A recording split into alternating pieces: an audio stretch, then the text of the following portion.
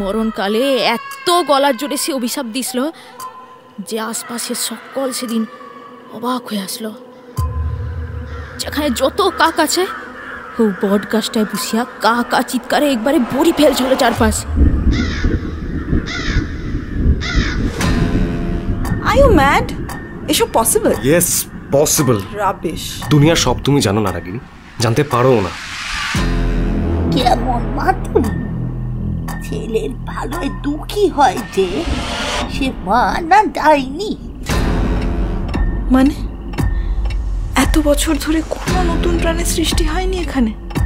রাম তার বাপের সাজা বয়ে বেড়াবে। আর জবাই করে দেবো হারামজাদিকে। মা বলি চায়। বলি? হ্যাঁ, তবে মোষ নয়। বলো ঠাকুর বলো, মা কিসের বলি চায়? মানুষ বলি। শুনছেন শ্রীতমা সেনগুপ্তের কাহিনী সাপ।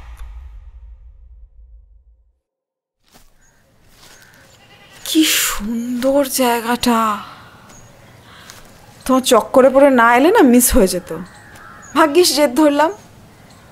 কি সুন্দর শান্ত পরিবেশ, আমাদের ওখানকার মতো হট্টগোল নেই। কি লাকি তুমি, এমন জায়গায় একটা এত সুন্দর বাড়ি আছে তোমাদের। হিংসা হচ্ছে বুঝি? না তো, হিংসা হবে কেন? এই বাড়িটা তো এখন আমাদের, মানে আমারও। তা বটে, তবে তাতে আর লাভটা কি? এই বাড়ি থাকাও যা, না থাকাও তা। ও মা, তা কেন? আমরা চাইলে এখানে থাকতে পারি। বিয়ের পর ধরো আমরা এখানেই থাকলাম। এখানে? পাগল হয়েছো নাকি? কেন পাগলের মতো কি বললাম? এই অজপাড়া গায়ে থাকবে? তুমি যতখানি বলতে ততটাও না। দিব্যি ইলেকট্রিক আছে। ওই তো ইলেকট্রিকের খাম্বাগুলো দেখলাম। আসার পথে মোবাইলের টাওয়ারও চোখে পড়েছে আমার, কিছুটা দূরে কিন্তু আছে। তাতে কি হয়, মোবাইল টাওয়ার নামকে বাঁচতেই আছে, দিনে একবারও লাইন পাবে না। ওই দালান বাড়ির ল্যান্ডলাইনই ভরসা। দালান বাড়ি মানে সেই দত্তদের বাড়িটা, যাদের বাড়ির বিরাট ছাদে তোমরা সবাই ঘুরে বেড়াতে? হ্যাঁ ওখানেই। সে বাড়ি এখন ভেঙে পড়েছে, সব শহরে চলে গেছে। শুনছি বেচেও দিতে পারে। খুড়িমা বেঁচে আছে, তাই এখনো হয়তো রেখে দিয়েছে। এমন জায়গায় এমন একটা দালান বাড়ি কেউ বেচে দেয়? সবাই তোমার মতো তো ইমোশনাল ফুল না। এত চড়ছো কেন বলো তো? রাগিনীর কথায় সম্বিত ফিরে পেল পরাগ। সত্যিই তো, সে বড় বেশি রুড বিহেভ করে ফেলছে। তাড়াতাড়ি বলল, আসলে খিদে পেয়েছে, অনেকক্ষণ পেটে পড়েনি কিছু। চলে চলে এবার বেরোনো যাক। বেরোনো যাক মানে? বাড়িটায় যাবো তো তোমাদের? আরে পরে কখনো নিয়ে আসবো আবার। বাড়িটা নোংরা হয়ে আছে, সাপ খুব বাসা বেঁধে রেখেছে নির্ঘাত। এই দিনের বেলা কিছু হবে না, চলো তো। প্লিজ রাগিনী আজ থাক, চলো ফিরে যাই। খিদে পেয়েছে বললাম তো। আমার কাছে কেক বিস্কিট আছে আপাতত, খাও সেটা। বেশিক্ষণ সময় নেব না, প্রমিস। প্লিজ নিয়ে চলো। কিচ্ছু দেখার নেই ওখানে, ভেঙে পড়েছে সব। তাছাড়া এতদিন খালি পড়ে আছে, কোথায় চাই ভেঙে মাথায় পড়বে। কি ব্যাপার বলো তো, নিজের পৈতৃক বাড়িতে যেতে এত সমস্যা কেন তোমার? অদ্ভুত তো। আরে সমস্যা কেন হবে, তোমার জন্যই বলছিলাম আমি। আচ্ছা ঠিক আছে চলো। Thank you. খুব খুশি হয়ে চকাশ করে একটা চুমু খেলো রাগিনী পরাগের গালে। তারপর লজ্জা পেয়ে চারপাশে দেখে নিল একবার, কেউ দেখে ফেলেনি তো। ইস, গ্রামের মানুষ কি ভাববে? কিন্তু না, কেউ কোথাও নেই। ধু ধু করছে চারপাশ। আচ্ছা, এখানে কি কেউ বাইরে বেরোয় না? নাকি গ্রাম শুদ্ধ সবার অসুখ করেছে যে ঘরবন্দি সবাই? নিজের মনেই হেসে ফেলল রাগিনী। তারপর পরাগের হাত ধরে এগিয়ে গেল। কেবল একটা ছাগল ম্যাঁ ম্যাঁ স্বরে ডেকে উঠল তখন। একটু চমকে রাগিনী পিছন ফিরে দেখল ছাগলটার বাচ্চা হবে। ব্যথা উঠেছে বোধহয়। ওর মালিক কোথায়? এই অবস্থায় বেচারি একা একাই কষ্ট পাচ্ছে। আহারে, বাচ্চা হবে বেচারির, কি কষ্ট পাচ্ছে দেখো। কয়েক পা এগিয়ে গিয়েছিল পরাগ, পিছন ফিরল, ছাগলটার দিকে এক পলক তাকিয়ে বলল, বাচ্চা হবে। গর্ভবতী ছাগলটার দিকে নজর থাকায় পরাগের রক্তশূন্য মুখটা চোখে পড়ল না রাগিনীর।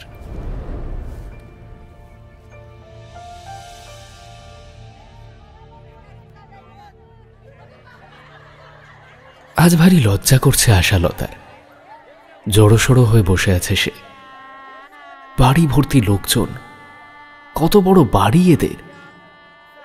বাবা বলেছিল বটে, একেবারে যাকে বলে রাজবাড়ি। তখন এতটা না বুঝলেও এখন বুঝেছে ও। একটু যেন ভয় ভয়ও করছে। এত এলাহি ব্যাপার স্যাপার সে দেখেনি কখনো। দিদি, এই দিদি। ভাইয়ের ডাকে চমক ভাঙল আশালতার।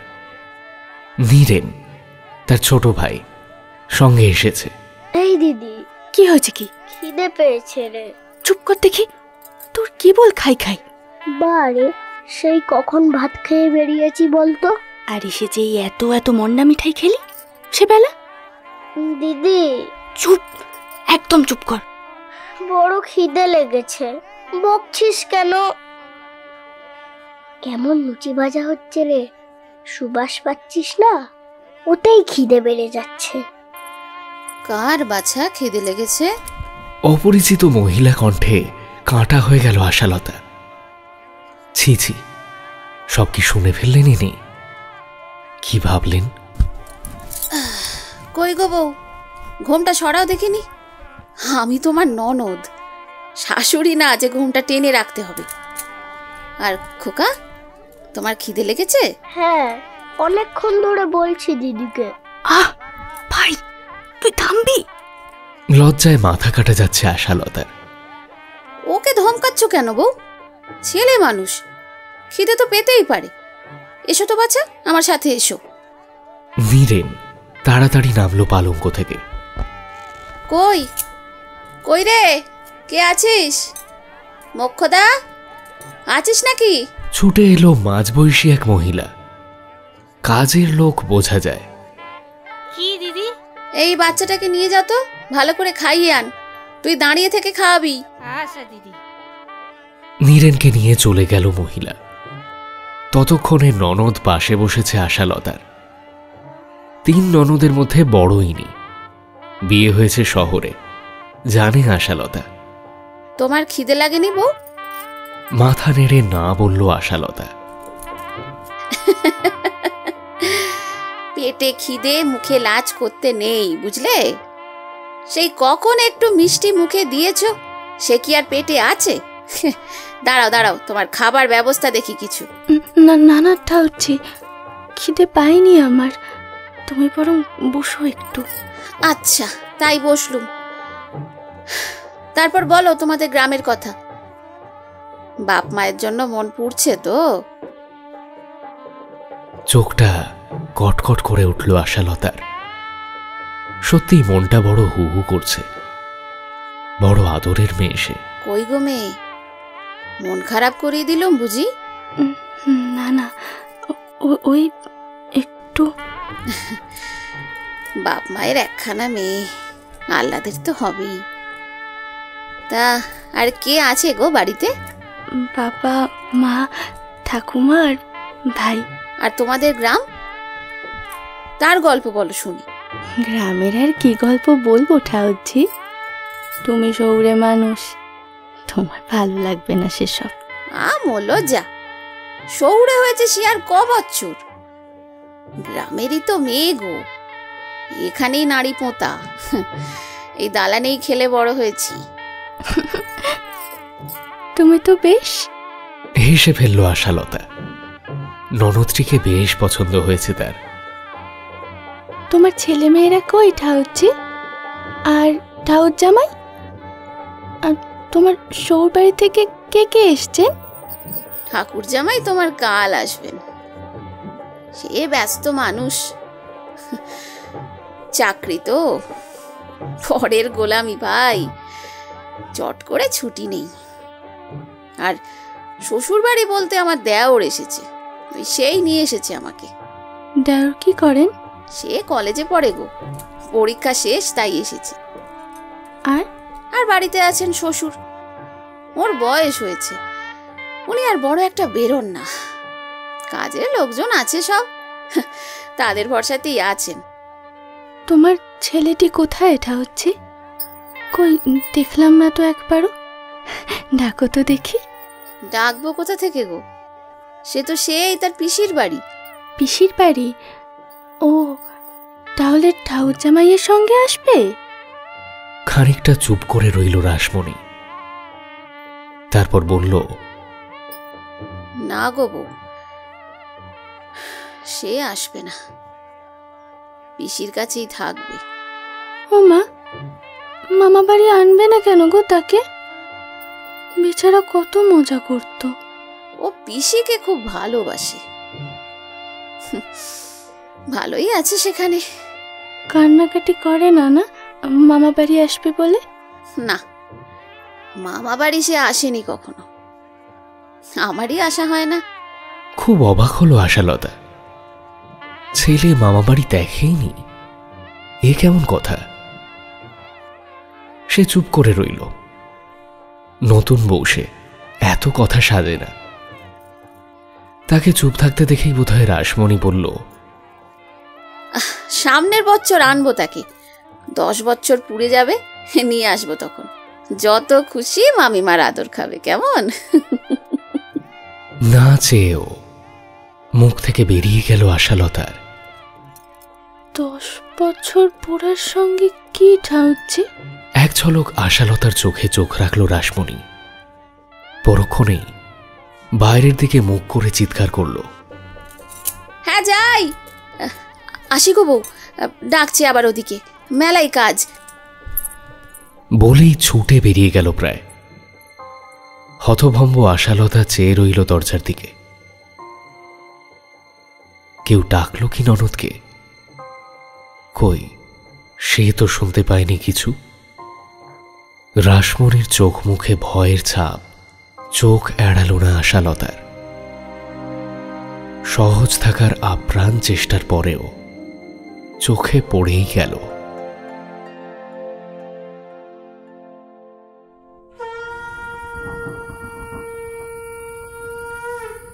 সন্ধেবাতি দিয়ে শাঁখে ফুঁ দিল আশালতা। সন্ধে দিতে তার বরাবর ভালো লাগে, বাপের বাড়িতেও এই কাজটা সে নিয়মিত করত।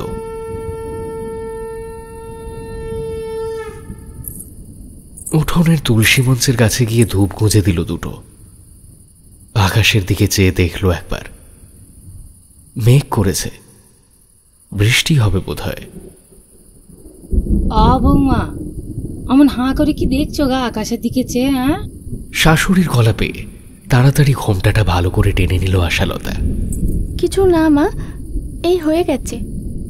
ভিতরে যাওয়া দেখিনি বাছা, কত করে বললু মাছ থাক, কেউ না হয় দিয়ে দেবে সন্ধে, তা না।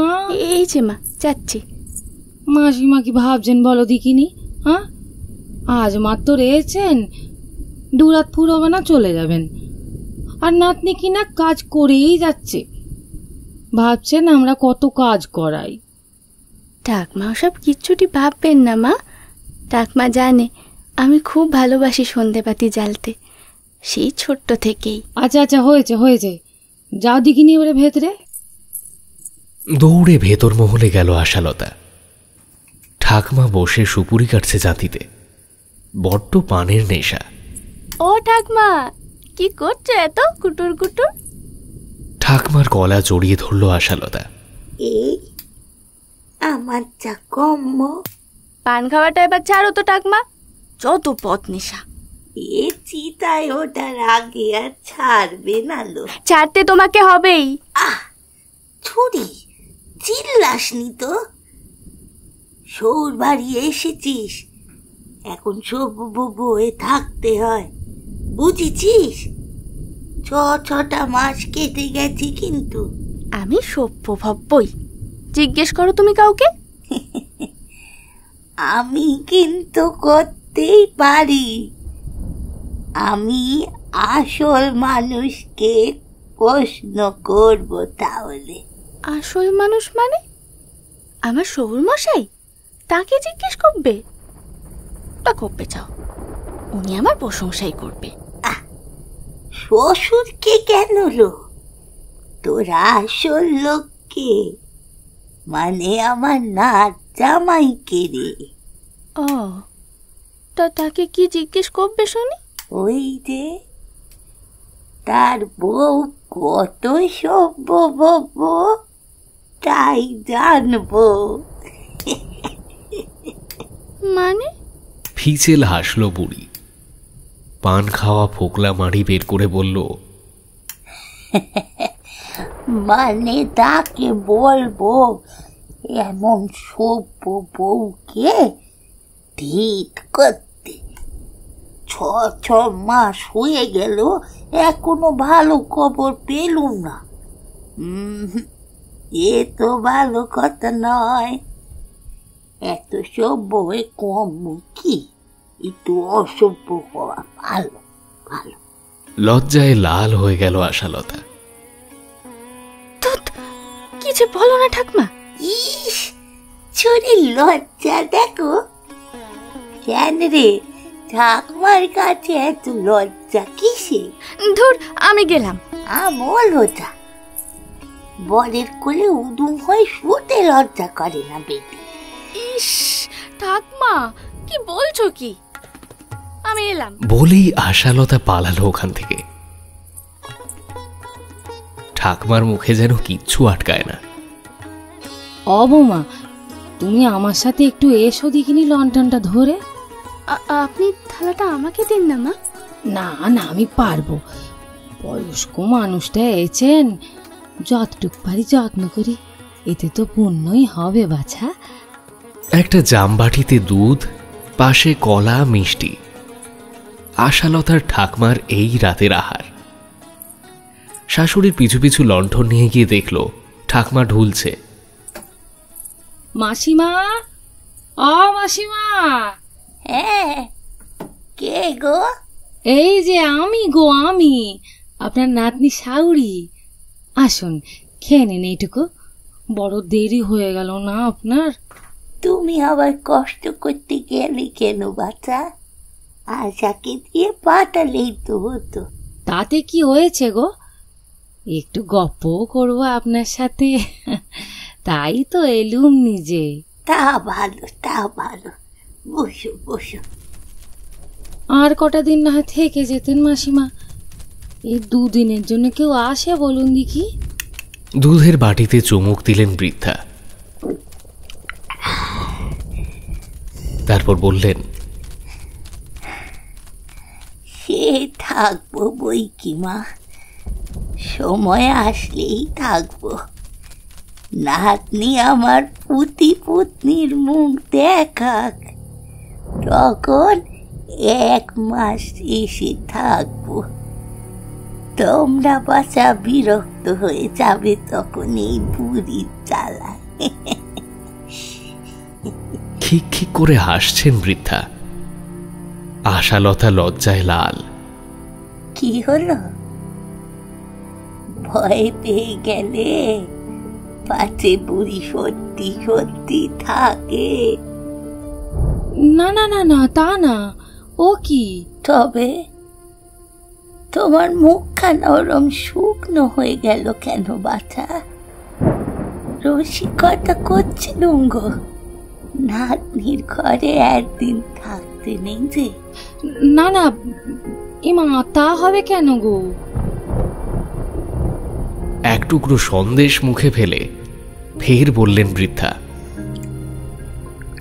হ্যাঁ গো বাছা, নাতনি তো আমার মুখ খোলে না। তুমি বলো তো দেখি, বুঝলে? বাচ্চা কাচ্চা যত সকাল সকাল হয় ততই ভালো।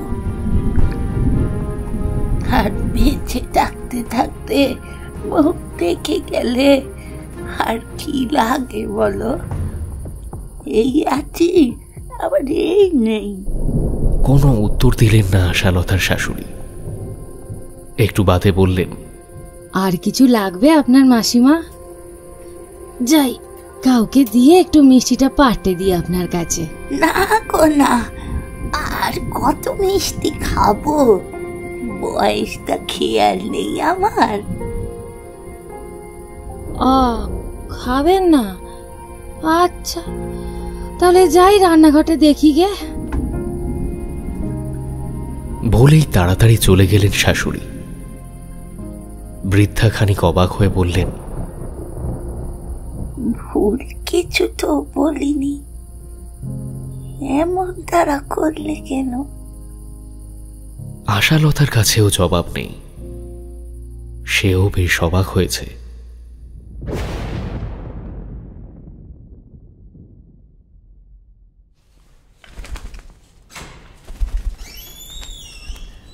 চুন সুরকি বেরিয়ে এসেছে দেওয়ালগুলোয়। সবুজ রং ছিল বোধহয় এককালে, এখন ফ্যাকাশে। পলেস্তারা খসে পড়েছে বিভিন্ন জায়গায়। সিলিং থেকে চাই ভেঙে পড়েছে। ঘরময় সিমেন্ট বালি, পাখির পালক, নোংরা ইতিউতি ছড়িয়ে। জানলা দরজাগুলো তো বেশ আছে। কি কাঠ গো? সেগুন বোধহয়, জানি না। আচ্ছা, এতদিন ফাঁকা পড়ে আছে বাড়িটা, তবুও দরজা জানলা অক্ষত, মানে চুরি চামারি হয়নি? কে চুরি করবে এই গ্রামে? কেন, সবাই বড় লোক নাকি এখানে? তা নয়, সবই চাষবাস করে, কিন্তু ওতে চলে যায় ওদের। বেশি চাহিদা নেই, দরকারও নেই। টাকার দরকার কার নেই? সবাই চায় ভালোভাবে বাঁচতে। তাই বলে চুরি জাস্টিফাইড? সেটা বলিনি, বলছি প্রয়োজন সকলের আছে। টাকা কার লাগে না বলো? বউ বাচ্চা নিয়ে সবাই ভালো থাকতে চায়। সবাই চায় বউ ভালো শাড়ি পরুক, পেট ভরে খেতে পাক, বাচ্চা ভালো স্কুলে। থামো তো, সমানে বকবক করছো। নাও চলো, এবার ফিরতে হবে। আর একটু ভালো করে দেখি বাড়িটা। আর কত দেখবে? আরে দেখার আছেটাই বা কি? পরাগের কথায় পাত্তা না দিয়েই এগিয়ে গেল রাগিনী। পরপর ঘর, সব তালা বন্ধ। তালাগুলো বিশাল আকার, মরচে ধরেছে যদিও। জানলাগুলো কোনোটা খোলা, কোনোটা হাত খোলা। সেসব জানলা দিয়ে ঘরের ভেতর উঁকি দেওয়ার চেষ্টা করলো রাগিনী। অন্ধকার, দেখা যাচ্ছে না তেমন কিছুই। আবছা আবছা ভাবে বোঝা যাচ্ছে চোখ সয়ে আসতে। বড় বড় খাট, দেরাজ, গোল টেবিল, চেয়ার, কি অযত্নে পড়ে আছে সব। হলো দেখা। কতগুলো ঘর গো, একটু পরিষ্কারও তো করাতে পারো মাঝে মধ্যে। কি হবে পরিষ্কার করিয়ে? কি যে বলো, বুঝি না বাবা। কি হবে মানে? নিজেদের বাড়ি নিজেরাই যত্নে রাখবে, ব্যাস। বেচে দিতে পারলে বেঁচে যেতাম। কেউ কিনবে না এই গ্রামে বাড়ি। বেচবার কথা বলো না তো বারবার, মন খারাপ হয়। এখানে বেশ থাকবো এসে মাঝে মধ্যে আমরা। বিয়ের পর ওই কোণের ঘরটায় থাকবো, কেমন? আর এই বড় ঘরটা বসার ঘর। তারপর আমরা দুজন থেকে যখন 3 জন হব, ওই কোণের ঘরটা থেকে শিফট করে এই ঘরে চলে আসবো। এটা খুব বড় সড়ো। পুচকেটাকে নিয়ে একদম ঘুরবো বাড়িময়, ছাদে যাবো কোলে নিয়ে। Stop it, stop this nonsense. তখন থেকে ভুল ভাল বকছো। বুলশিট। এরকম ওভার রিঅ্যাক্ট করছো কেন তুমি? কি ব্যাপার বলো তো? অবাক হয়ে গেল রাগিনী। পরাগ তো কখনো এমন করে না। পরাগ সিঁড়ি দিয়ে নামতে শুরু করেছে ততক্ষণে। পিছন পিছন রাগিনীও দৌড়ল। বাড়ির চৌহদ্দি ছেড়ে হনহনিয়ে বেরিয়ে যাচ্ছে পরাগ। দৌড়ে ওর পাশে পাশে হাঁটতে লাগলো রাগিনী। তুমি এরকম ব্যবহার করলে তো আমার সাথে আজকে, কখনো ভুলবো না আমি এটা। প্রথম দিন আমি তোমাদের গ্রামে তোমাদের বাড়ি এলাম আর তুমি। কেঁদে ফেলল রাগিনী। পরাগ অপ্রস্তুত হয়ে পড়ল। সত্যি বাড়াবাড়ি হয়ে গেছে। ও বেচারি জানবেই বা কিভাবে। রাগিনীর মুখটা নিজের 2 হাতে নিয়ে বলল, সরি, এক্সট্রিমলি সরি। আর আর আর হবে না কখনো, প্রমিস। না ছাড়ো প্লিজ রাগিনী, প্লিজ রাগিনী।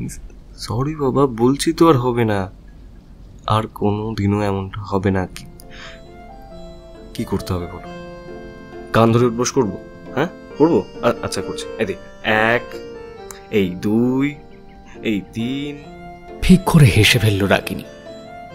খোলা রাস্তার মাঝে দাঁড়িয়ে কান ধরে উঠবোস করছে পরাগ। কি কিম্ভূত কিমাকার লাগছে। হয়েছে, ক্ষমা করলাম, পরের বার হলে কিন্তু ছেড়ে চলে যাব তোমাকে। পরাগ কাছে টেনে নিল একটু রাগিনীকে। ছেড়ে যাবে?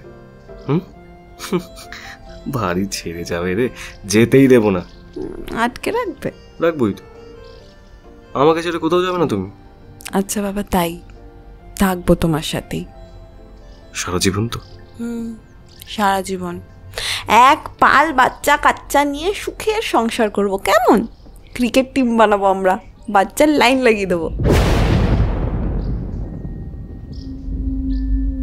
কি হলো, তুমি কিছু বলছো না কেন? বাচ্চা বাচ্চা, পাগল হয়ে গেছো তুমি রাগিনী।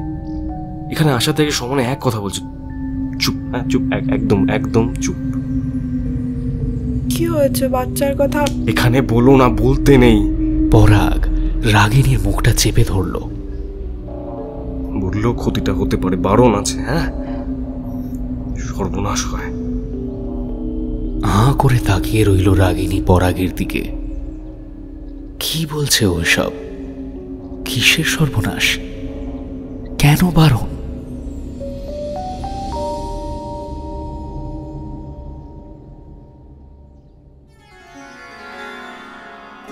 নিমাই বাড়ুদ যে ছিল এ গাঁয়ের মান্যিগণ্যী লোক। গরিব ছিল, বউ আর ছেলে নিয়ে তার সংসার। লোকের বাড়ি পুজো, আশপাশ গাঁয়ের পুজো, বিয়ে দেওয়ার কাজ এইসব করত।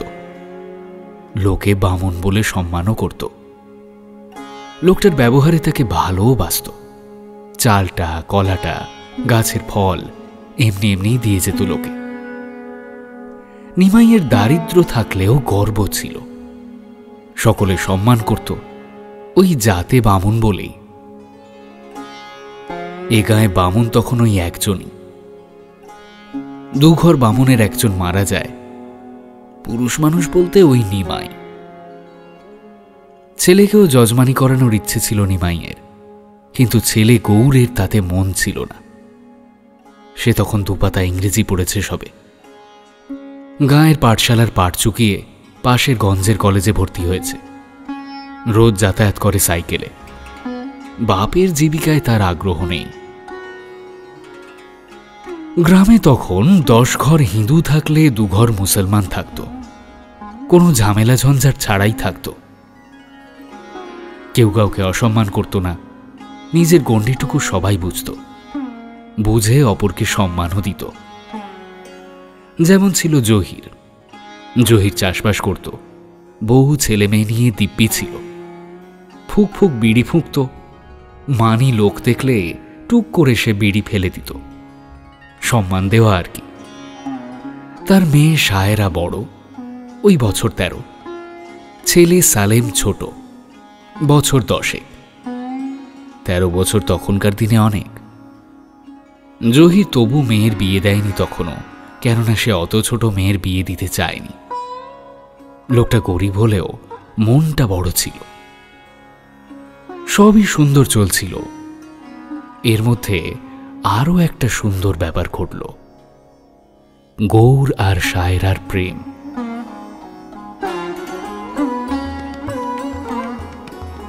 কখন কিভাবে ওরা একে অপরের প্রেমে পড়েছিল জানা নেই, তবে ছোট থেকে খেলেছে একসাথে। পুকুরে সাঁতার দিয়েছে, বর্ষার জমা জলে নৌকো ভাসিয়েছে কাগজের। লোকের গাছের আম কাঁঠাল চুরি করে খেয়েছে। নারীর মাঝেই বোধহয় কখন একে অন্যকে ভালো লাগার শুরু।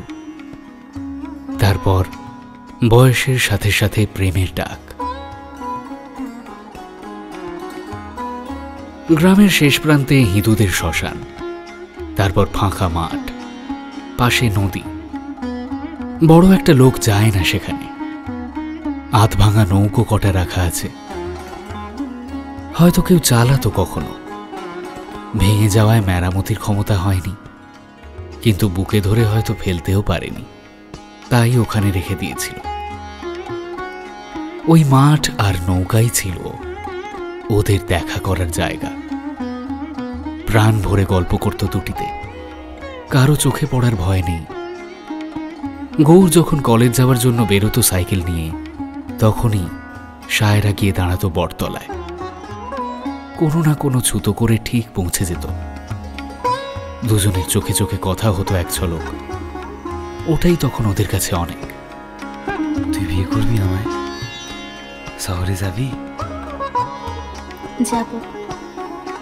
গৌর ভাবত গঞ্জে বা শহরে চাকরি নিয়ে সায়রাকে বিয়ে করবে, দরকার হলে সেখানেই সংসার পাতবে দুজন। ও জানত বাবা ছেলের চাকরিতে মত দেবে না। সে চায় যজমানি, যা গৌর মরে গেলেও করবে না। কিন্তু গৌর যেটা জানত না সেটা হলো ওদের প্রেমের উত্তাপ কতখানি ছড়াতে পারে। সায়রা মাঝে মধ্যে বললেও পাত্তা দেয়নিও। বাবা মা কিছুদিন হয়তো রাগ করবে, তারপর ঠিক মানিয়ে নেবে সে একটাই সন্তান, বাপ মা ফেলতে পারবে না। সায়রার ক্ষেত্রেও এমনটাই ভাবত গৌর। কিন্তু ভুলটা ভাঙতে বেশি দিন সময় লাগলো না।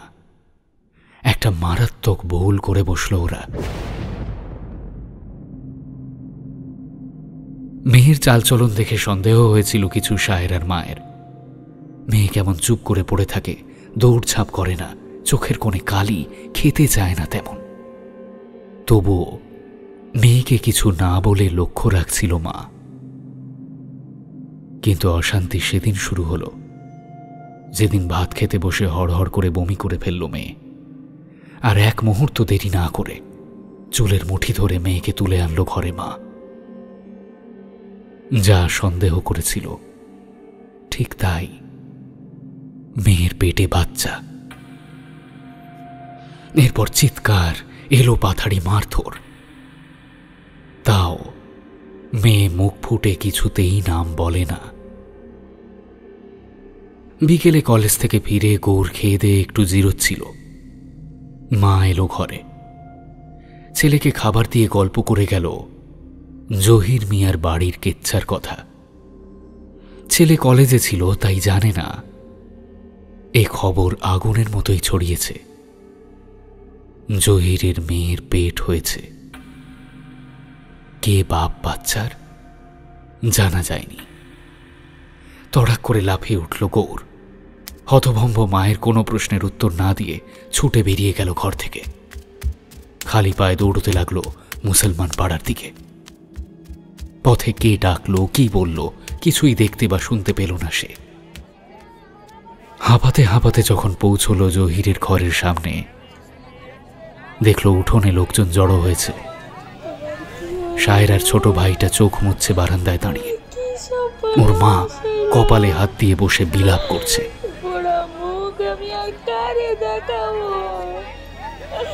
সায়রাকে দেখা গেল না সেখানে। কিছু বুঝে ওঠার আগেই কোথা থেকে জহির ওই ভিড় ঠেলে বাইরের দিক থেকে এলো। হাতে একখানা দা, ঘামে শরীর ভিজে, মুখ লাল। খ্যাপা ষাঁড়ের মতো বলে উঠল, আজ জবাই করে দেব হারামজাদিকে। কাউকে কিচ্ছু বলার সুযোগ না দিয়েই ঘরের দিকে ছুট দিল গৌর। দৌড়ে গিয়ে জাপটে ধরল জহিরকে। আমার কথাটা শোনো জহির কাকা। ধরে রাখা যাচ্ছে না, এমন করছে সে। সায়রার কোনো দোষ নেই।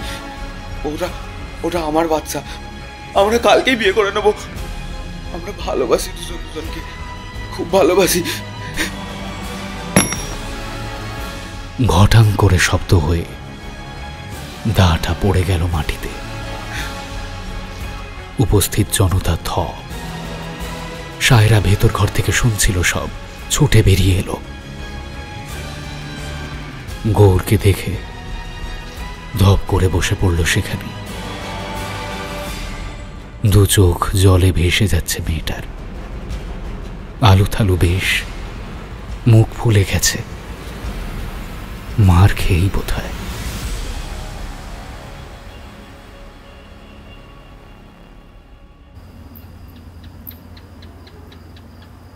মা, ও মা, বলছি তাড়াতাড়ি আসো না এদিকে। ঝিয়ের ডাকে থেমে গেলেন সরজুবালা। বললেন, কেন অমন করে ডাকবি না বলেছি না অনেকদিন? বুক ধরপড় করে তো। এমনি ডাকিটি নাকি? আসো না। কি হলোটা কি? জ্বালিয়ে খেলো সব আমাকে। আপনি বসুন তো মাসিমা, আমি আসছি। দেখি আবার কি হলো। চা। সরজুবালা বাইরে আসতেই ঝি বলল, বৌদির বাপের ঘরের লোক আবার সেখানে চিন্তা টিন্তা করবে, তাই আর কইনি। শরীরটা আবার খারাপ করছে, একটু দেখো না। কার? কার আবার? বৌদির। সে কি? চ তো দেখি।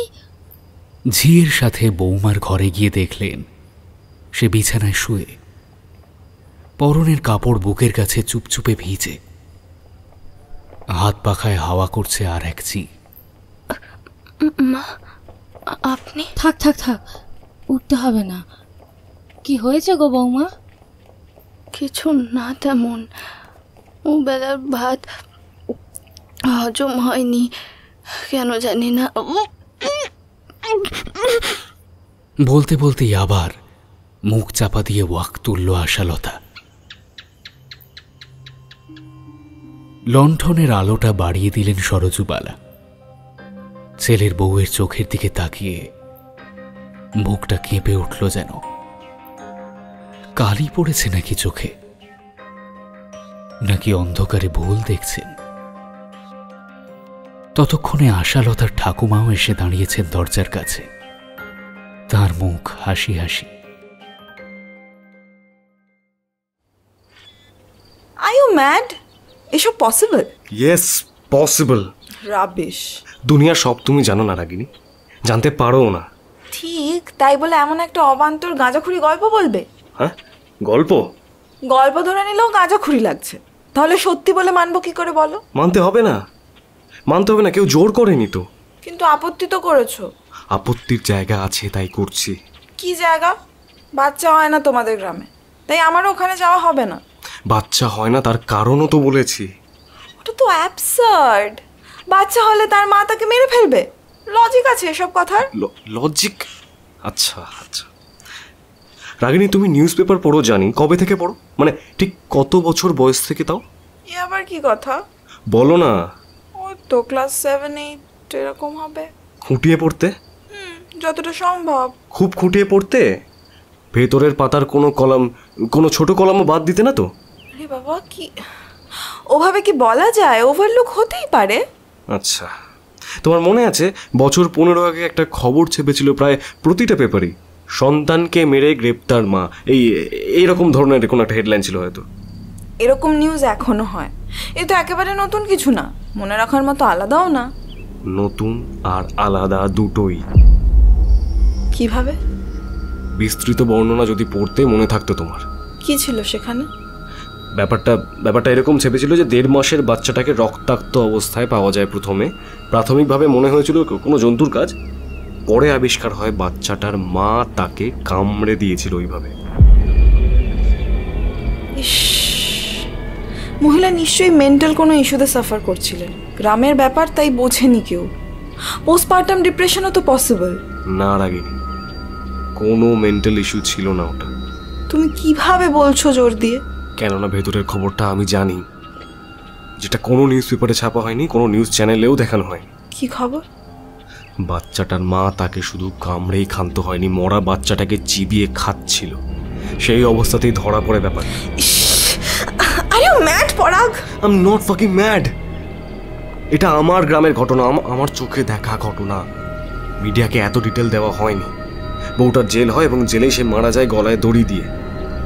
সবাই সেবার ভেবেছিল কিছু হবে না হয়তো, আর বহু বছর বাদে গ্রামে বাচ্চা জন্মও নিয়েছিল, কিন্তু ঠিক সেটাই হলো, আবার হলো।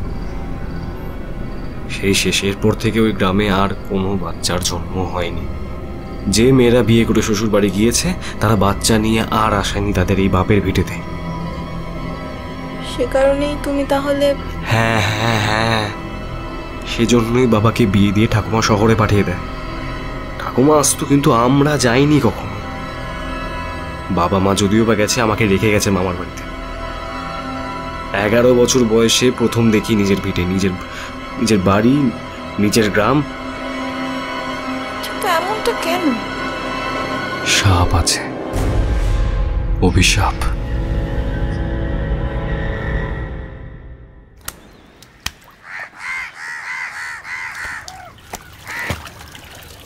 ও ঠাকমা, উঠানটা একটু ঝাঁট দেওয়াতে পারো না গো কাউকে দিয়ে?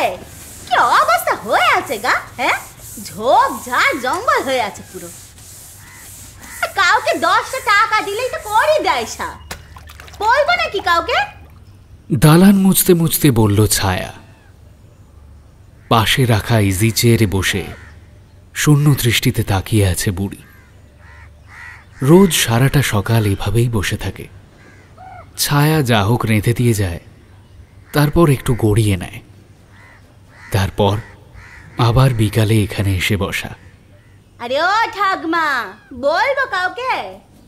না। বর্ষা আসতেছে এদিকে, সে খেয়াল আছে? এই ঝোপঝাড় যা হয়েছে, সাপ খোপের বাসা হবে গো। হোক গে। হ্যাঁ হোক, সাপের কামড়ে মুড়ি পড়ে থাকবে একদিন তুমি। ছায়া, নিজের কাজ করগে যা। বুঝি না বাপু, এত বড় বাড়ি কেউ আসে না, খায় না, কেমন ধারা সব। বুড়ি একা পড়ে আছি, তাও হুঁশ নেই কারো। আর বলি হারে ঠাকমাকেও বুঝবে, যখন মা মনসা দয়া করবেন বুঝবে, তখন তখন ছায়াকে মনে পড়বে। হ্যাঁ, নিজের মনেই গজগজ করতে করতে কাজ করতে থাকলো ছায়া। উপরতলার সার দেওয়া ঘর সব তালা বন্ধ, সেগুলো বছরে একবার খুলে ঝাড়পোছ দেওয়ায় বুড়ি। বাদবাকি সারাটা বছর তালা দেওয়া। কে আসবে, কি হবে পরিষ্কার করিয়ে? নিজেই দিন গুনছে, ডাক যে আসেও না ভগবান। ভাগনা ভাগ্নিগুলো বলেছিল শহরে চলে যেতে। জ্ঞাতির আরও যেসব ভাসুরপো রয়েছে তারাও বলেনি এমনটা নয়, কিন্তু কোথাও যেতে ইচ্ছে করে না। এই বাড়ি বিক্রি হবে জানা কথাই, কিন্তু বুড়ি মরলে তারপর যা পারে হোক, বেঁচে থাকতে নয়। আজ কতগুলো বছর কেটে গেল এই বাড়িতে, 40, 50, 60 নাকি আরো বেশি, হিসেব নেই। হিসেব করতেও চায় না সে। এখন কেবল দিন গোনা, শেষের সেদিন কবে আসবে তার অপেক্ষা। সাপের কামড়ে হোক, বাঘের কামড়ে হোক, কি আসে যায় তাতে? এই এত বড় বাড়ি আঁকড়ে পড়ে থাকা দেখে সবাই ভাবে বুঝি মায়া, টান, কিন্তু ভেতরের খবর কজন জানে? কর্তা বেঁচে থাকলে বুঝতেন সবটা, বারবার বলতেন, আশা চলে চলো, চলে চলো। কিন্তু কিসের এক প্রগাঢ় অভিমান, জেদ আটকে রেখেছে এখানে। মরণ অবধি আটকে রাখবে এই জমপুরিতে। কার উপর অভিমান?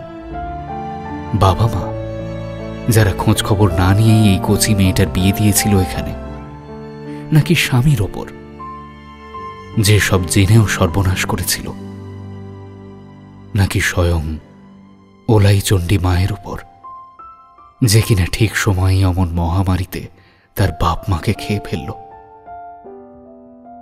জানে না বুড়ি, বোঝে না, বোঝার মতো বোধ বুদ্ধি নেইও আর।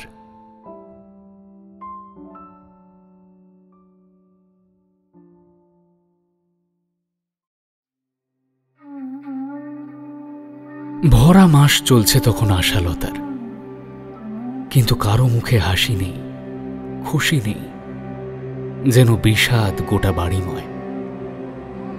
শাশুড়ি যখন জানতে পারেন খবরটা, কিছুক্ষণ হতবুদ্ধি হয়ে বসেছিলেন, তারপর ছেলেকে যাচ্ছে তাই করে দুষতে লাগলেন। অবাক হয়ে আশালতা দেখেছে সব। এরকম আচরণ তো ভাবনারও বাইরে। একটি মাত্র ছেলের সন্তান পৃথিবীতে আসবে, তাতে কোন মা এমন করে? আশালতা চুপ থাকলেও চুপ থাকেননি ওর ঠাকুমা। বুড়ি বলেই বসলেন, এ তোমাদের কেমন ধারা ব্যবহার গো বাছা, কেমন মাতুল, ছেলের ভালোয় দুঃখী হয় যে সে মা না ডাইনি। নাতনিরা আমার ভুল জায়গায় পেয়ে দিলুম বোধ হয়। ডাইনি যদি বলেননি মাসিমা তাহলে তাই সই, কিন্তু আপনি জানেন না কো কি সর্বনাশ হতে পারে। আমার এই পেটের পোড়া সব জানে, জেনে শুনে। একা সেজনি বাবু, তোমার কথা ছিঁড়ি ছাদও নেই আর রাগা মাথাও নেই। খানিক গুম মেরে গেলেন শাশুড়ি, তারপর বললেন, মাথা তো আপনাকে বলছিলাম মাসিমা, বলেন তো আগাটাও বলি এবার শুনুন। সে রাতে ঠাকমার সাথে শাশুড়ির অনেকক্ষণ কথা হয়েছিল। কি কথা হয়েছিল জানে না আশালতা, বলেনি কেউ ওকে। শুধু ঠাকমা থেকে গিয়েছিল অনেকদিন, দুদিনের জন্য এসেছিল, কিন্তু শ্বশুরবাড়ির গ্রামের এক ছোকরাকে দিয়ে চিঠি পাঠালো বাবাকে। পত্রপাঠ তাকে আসতে লিখে দিল। কয়েকদিনের মধ্যেই বাবা চলেও এলো। বাবার সাথেও কথা হলো ওদের। বাবা বিশেষ কথা বলল না। যাওয়ার সময় কেবল আশালতার মাথায় হাত রেখে বলেছিল, কমাস বাদেই তোকে নিয়ে যাব মা, চিন্তা করিস না। বাবার চোখে জল দেখেছিল আশালতা, কিন্তু ভাগ্যদেবী অলক্ষ্যে হেসেছিলেন বোধহয় তখন। কটা মাস কাটতেই চারপাশের গাঁয়ে-গঞ্জে ওলাউঠো দেখা গেল। কলেরায় এত লোক মরতে লাগলো, কে কাকে পোড়ায়। আশালতার বাপের বাড়ির গাঁ শুদ্ধ উজাড় হয়ে গেল প্রায়। ঠাকমা কেবল পরিত্রাণ পেল আশালতার শ্বশুর বাড়ি থাকার দরুন। ওদিকে ননদের বাড়ির অবস্থাও একই, নন্দাইয়ের যায় যায় অবস্থা। ননদের শ্বশুর মশাই চলে গেলেন, ননদের ছেলেও ছাড় পেল না কলেরার হাত থেকে। আশালতার আর যাবার মতো কোনো জায়গা রইল না। যত দিন এগিয়ে আসতে লাগলো, তত বাড়ির পরিবেশ গুম হয়ে যেতে লাগলো। কি হবে মাসিমা, কি করে পরিত্রাণ পাই বলতে পারেন? তোমরা ভুল করেছ, এত বড় একটা কথা চেপে দিয়ে বিয়ে দেওয়া তোমাদের উচিত হয়নি। আমরা তো ভেবেছিলাম ওদের শহরে পাঠতে দেব মাসিমা, বিশ্বাস করুন। এমন কথাবার্তা আশালতা প্রায়ই শুনত। অবশেষে সেই চরম দিনটা এসেও গেল। সকাল থেকে অঝোরে বৃষ্টি পড়ছিল সেদিন। শরীরটা বড় আইঠাই করছিল। গতিক দেখে শাশুড়ি ধাইকে আনতে লোক পাঠাল। সারাটা দিন গেল, ব্যথা উঠল শেষ বিকেলে। সে অসহ্য যন্ত্রণা চলল তো চলতেই থাকল। ধাই যত রকম টোটকা জানত সব রকম করে ফেলল। ঘরের সব জিনিসের গিঁট খুলে দেওয়া হলো, তালা খোলা হলো সব বাক্সের, কিন্তু কিছুতেই কিছু হয় না। সারাটা সন্ধে রাত অমানসিক কষ্ট দিয়ে সে এলো ভোর রাতে। আশালতা তখন অচেতন, ক্লান্তিতে জ্ঞান যায় যায়। কানে কেবল এলো ছেলে হয়েছে আর কচি গলার কান্না, সাথে মেয়েলি গলার খুনখুনে কান্নার শব্দ।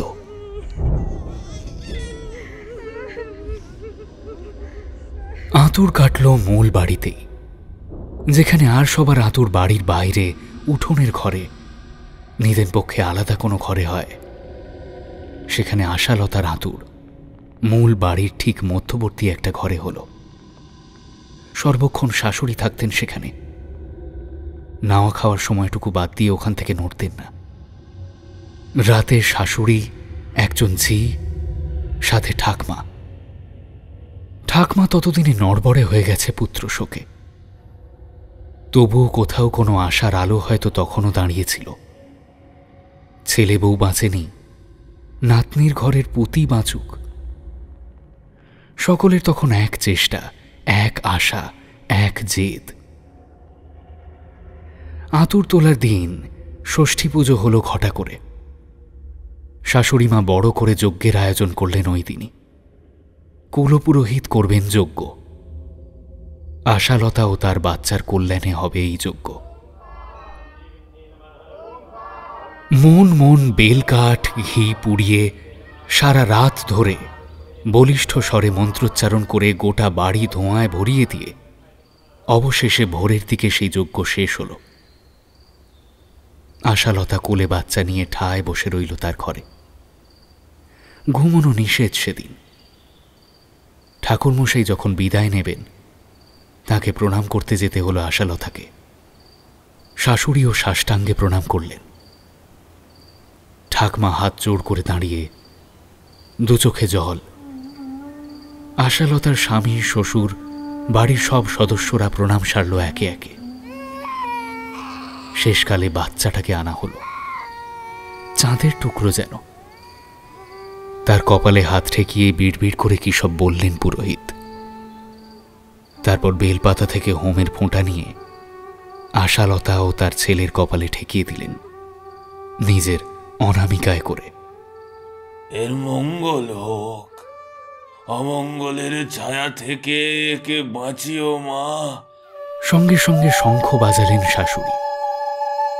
ঠাকমা উলুধ্বনি দিয়ে উঠলেন।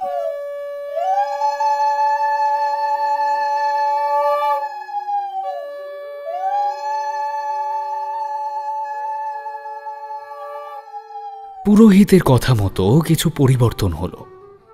যেমন বাচ্চা ও তার মায়ের শয্যা অন্যদিকে ঘুরে গেল, বিছানার নিচে রাখা হলো কিছু ফুল, বাচ্চার বালিশের খোলে রাখা হলো কাগজে মোড়ানো কিছু যজ্ঞের ছাই। বাচ্চার মায়ের শৌচালয় পরিবর্তন হলো।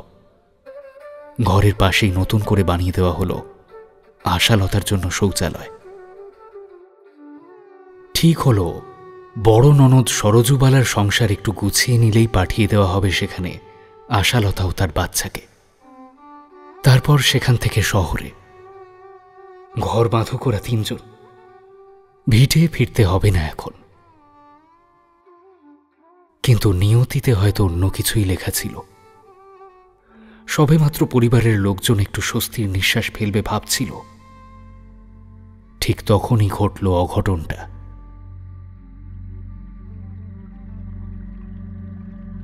দিনটা ছিল বুধবার।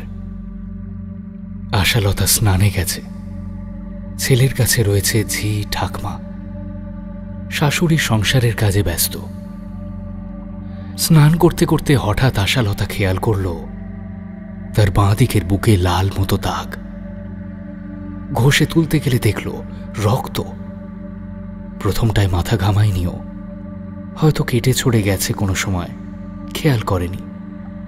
ছেলে বুকের দুধ খায়, হয়তো তারই কচি নখের আঁচড়ে হয়েছে। এসব ভাবতে ভাবতে স্নান সেরে বেরিয়ে এলো আশালতা। কাউকে জানানোর কথা খেয়ালও হলো না। দুপুরে ভাত খেতে বসে একটু বেশিই ভাত খেলো সেদিন। মাছ দিয়ে ভাতটা মেখেছে তখন ভাতের পাতেও যেন লালচে মতো চোখে পড়ল। মাছটা ভালো করে ধুয়ে নিয়ে আছে বলে আশালতা খেতে লাগলো। কারো চোখেও পড়ল না বিষয়টা। চোখে পড়ার মতো নয় অবশ্য। সন্ধেবেলায় শাশুড়ি বাতি জ্বালাতে যাবেন, তার আগেই আশালতা গিয়ে বলল, মা আজ আমি বাতি দিই। শাশুড়ি একটু অবাক হলেন। পেটে বাচ্চা আসা স্তক এ কাজ উনিই করেছেন। কেন? আমি তো দেবই। আপনি তো রোজই দেন, আজ আমি দিই। শাশুড়ি ভাবলেন মেয়েটা তো ভালোবাসে সন্ধেবাতি জ্বালাতে। বিয়ের পর রোজ জোর করে এটা করত, আজ হয়তো শখ হয়েছে আবার। যাও তবে, তাড়াতাড়ি করো কিন্তু। আপনি খোকার কাছে বসুন তবে। শাশুড়ি লণ্ঠনের আলোয় বুঝতে পারলেন না আশালতার মুখখানা। বললেন, তোমার ঠাকমা আছেন তো? ঠাকমা বুড়ো মানুষ, আপনি বসুন মা। একটু বিরক্তই হলেন শাশুড়ি। এ কেমন কথার ধরন, যেন হুকুম করছে। মুখে কিছু বললেন না, এগিয়ে গেলেন ঘরের দিকে। মিনিট 5 বাদেই চিৎকার শোনা গেল। গোটা গ্রামটা বোধহয় শুনল সেই আওয়াজ। বাড়ির সকলে ছুটে গিয়ে দেখল বাচ্চাটা ছিন্ন ভিন্ন অবস্থায় পড়ে আছে কাঁথার উপর। সেখান থেকে তাজা রক্ত চুইয়ে পড়ছে। কেউ যেন খুবলে খুবলে নিয়েছে মাংস। অতটুকু শরীরটার দিকে তাকানো যাচ্ছে না। ঠাকুমা অজ্ঞান হয়ে মেঝেতে পড়ে গেল। এত সবের মধ্যে আশালতাকে দেখা গেল এগিয়ে আসছে ঘরের দিকে।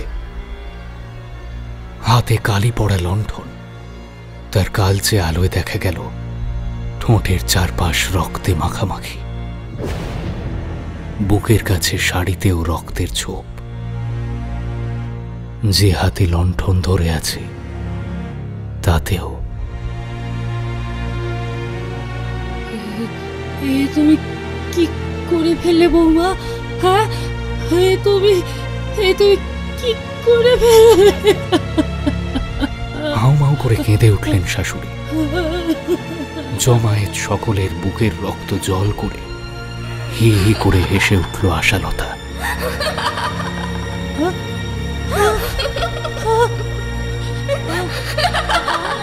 শাশুড়ি জ্ঞান হারালেন।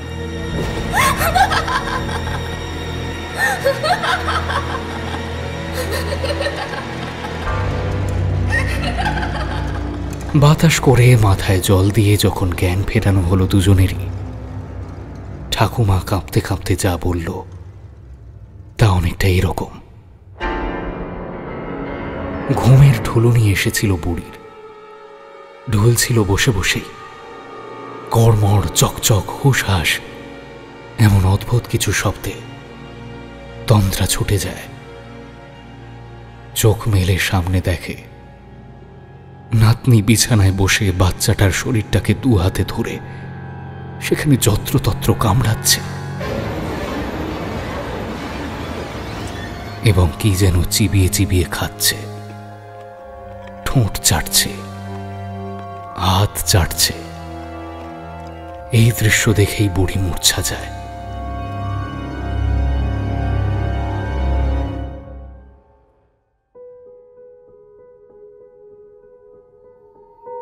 কতকাল পরে কেউ এলো এই বাড়িতে। কি করবেন বুঝতে পারলেন না বৃদ্ধা আশালতা।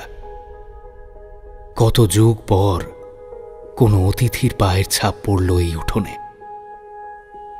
খানিকটা দিশেহারা বোধ করলেন তিনি। কোথায় বসতে দেবেন, কি খেতে দেবেন। এককালে এই দালান বাড়ি থেকে অন্ন গ্রহণ না করে কারো যাওয়া মানা ছিল। এখন সে রামও নেই, সেই রাজত্বও নেই। তবুও একেবারে শুকনো মুখে অতিথি বিদায় চলে। ঘরে নাড়ু আছে বোধহয়, ওই ছায়াই করে সব। উনি খান না, পড়ে থাকে। একসময় গজগজ করতে করতে ছায়াই নিয়ে চলে যায়। ভিতরের বসবার ঘরে নিয়ে গেলেন ওদের আশালতা। চৌকিতে পরিপাটি বিছানা পাতা সেখানে। তোমরা বসো বাচ্চা, একটু জিরিয়ে নাও। আমাকে তুমি বলো না খুড়িমা। কত খেলেছি বলতো এই তোমাদের এই বাড়িতে। তোমাদের গাছের ফল, দিঘির মাছ এসব চুরি করা আমাদের রোজকার কাজ ছিল। তা ঠিক বাবা, আসলে সেই কত ছোট দেখেছি সব।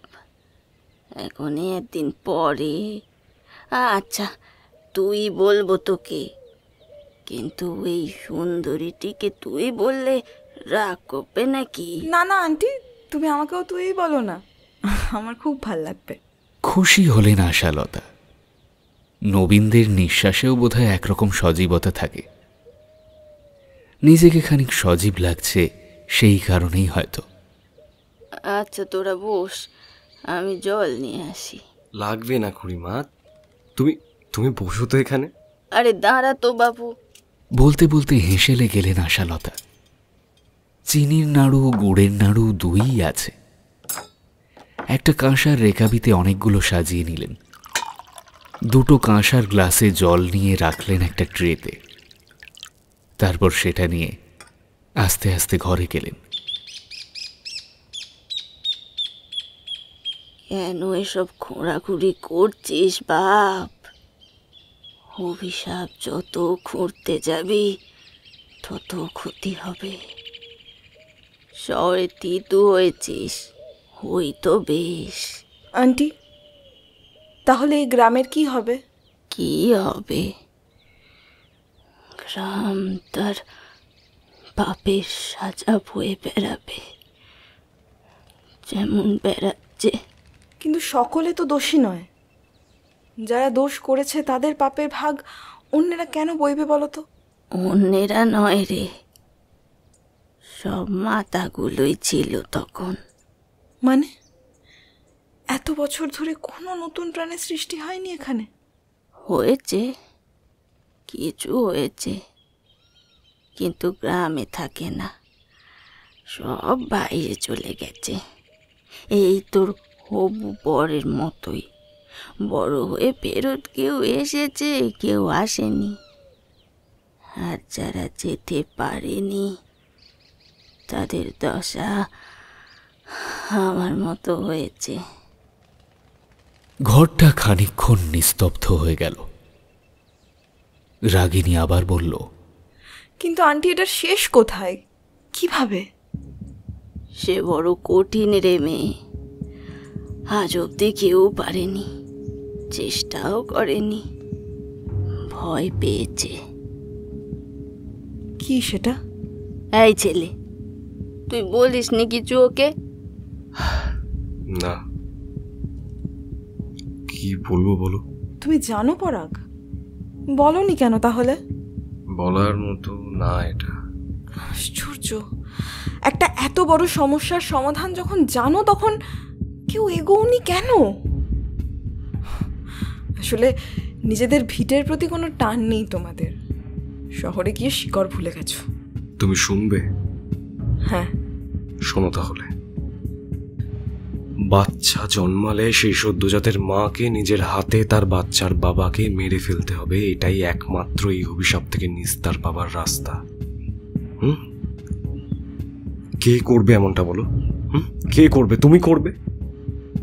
আর বাচ্চাটা, তার কি হবে? সে থাকবে, অক্ষত থাকবে, তার আর ক্ষতি হবে না। আর এই গ্রামেও আর এমনটা হবে না। পরাগ আর আশালতা দুজনেই অবাক হয়ে তাকিয়ে রইল রাগিনীর দিকে। কেমন অবলীলায় কথাগুলো বলছে ও।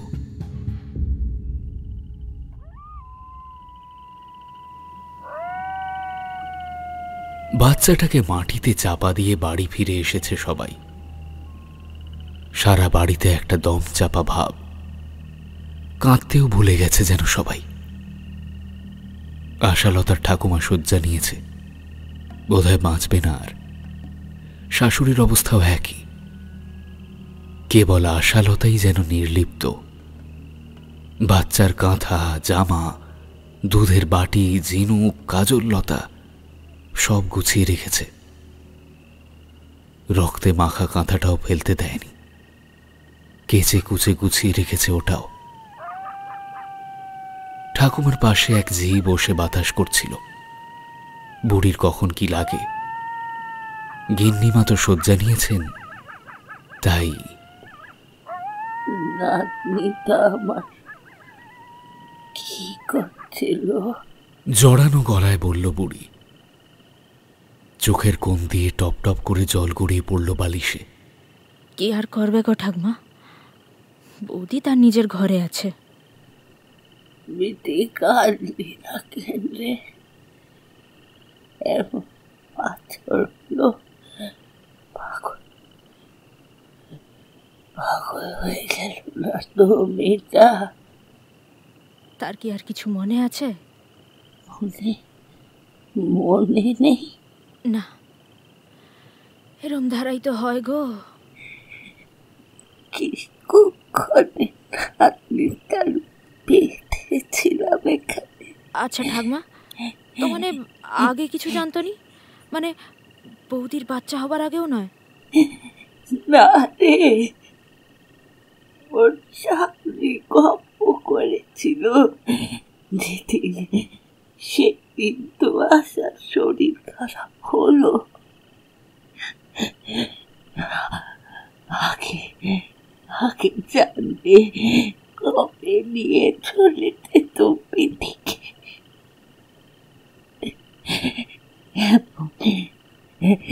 এমন অভিশাপ কোনো দেখো তুই না। সব কপাল গো ঠাকমা, সব কপাল।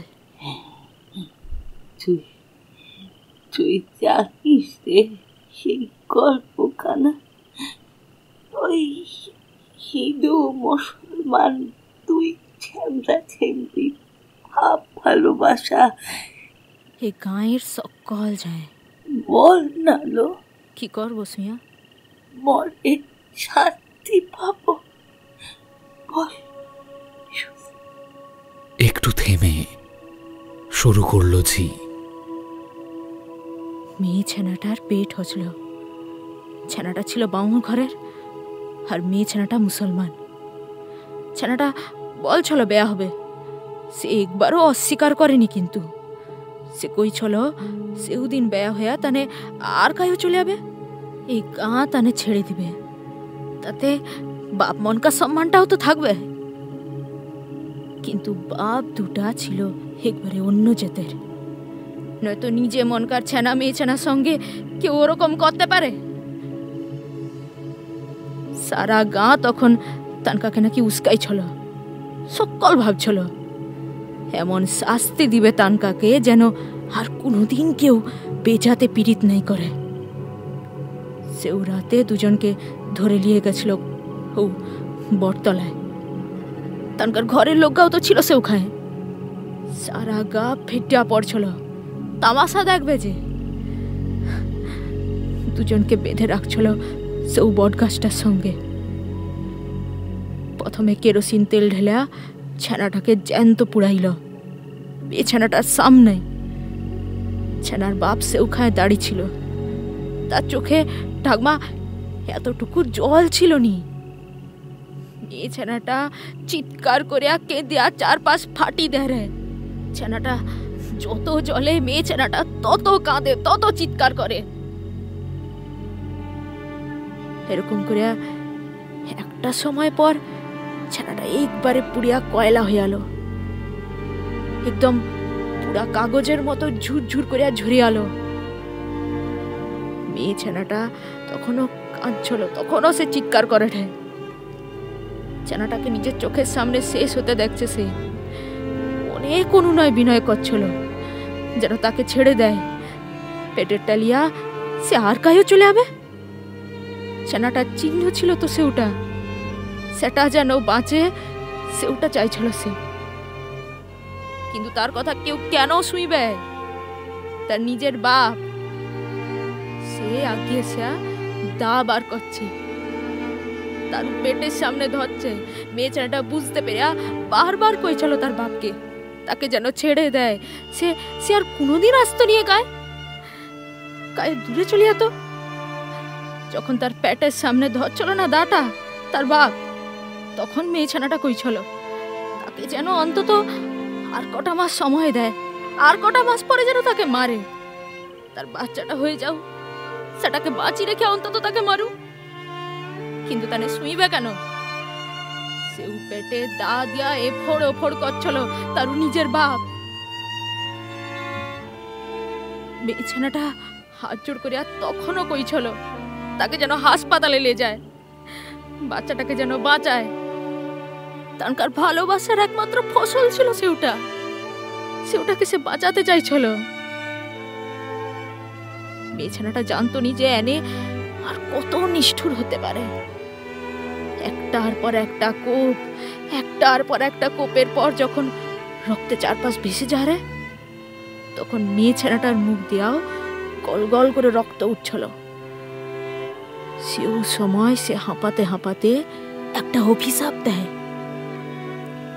শুনছি সেও মরণকালে এত গলার জোরে সে অভিশাপ দিছিল যে আশপাশের সকল সেদিন অবাক হয়ে আসলো। যেখানে যত কাক আছে সেও রাতে ও বট গাছটায় বসিয়া কা কা চিৎকারে একবারে ভরি ফেলছিল চারপাশ। সে অত রাতে সেখায় হঠাৎ অত কাক যে কাইনু আসল। শিউরে উঠল বুড়ি। তবু প্রশ্ন করল, অভিশাপ কি ছিল রে? এই গায়ে যত বাচ্চা হবে সে সব বাচ্চা আবার তানকার মায়ের পেটে ঢুকে যাবে। তানকার মা মনে তানকাকে খাবে। বাচ্চা 10 বছর অবধি গায়ে থাকলে এরমটাই হবে। এটাই ছিল অভিশাপ। খানিকক্ষণ থামল ঝি, তারপর আবার বলল, সায়রার বাচ্চাটাকেও যদি এনে বাঁচতে দিত এরম হতো নি গো ঠাকমা।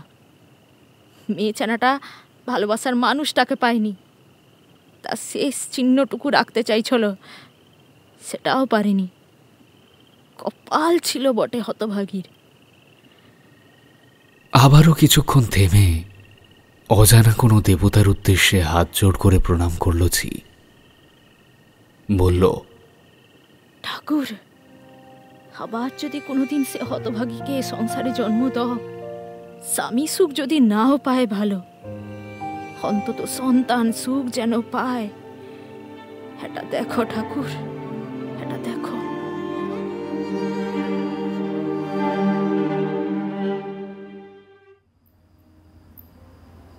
রাগিনী বিরক্ত হচ্ছে।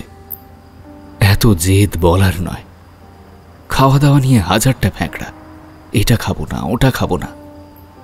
তাও পছন্দের মতো খাবার দিলেও কি শান্তি আছে? পাখির মতো এতটুকু মুখে দেবে? চেহারাটা কি হয়েছে দেখো। রোজ দুপুরে পাক্কা 1.5 ঘন্টার এই এক ডিউটি রাগিনীর। এক এক সময় অধৈর্য হয়ে পড়ে, হাত তুলে চড়চাপড় দেওয়ার জন্য, কিন্তু সামলে নেয় নিজেকে। আহা, বড় আদরের, বড় যত্নের। ভাতের দলায় বেশি করে মাংসের টুকরো দিয়ে চটকে নিল রাগিনী। তারপর এগিয়ে ধরল, কে খায় আমার চাঁদ মনি খায়, কে খায় আমার চাঁদ মনি খায়।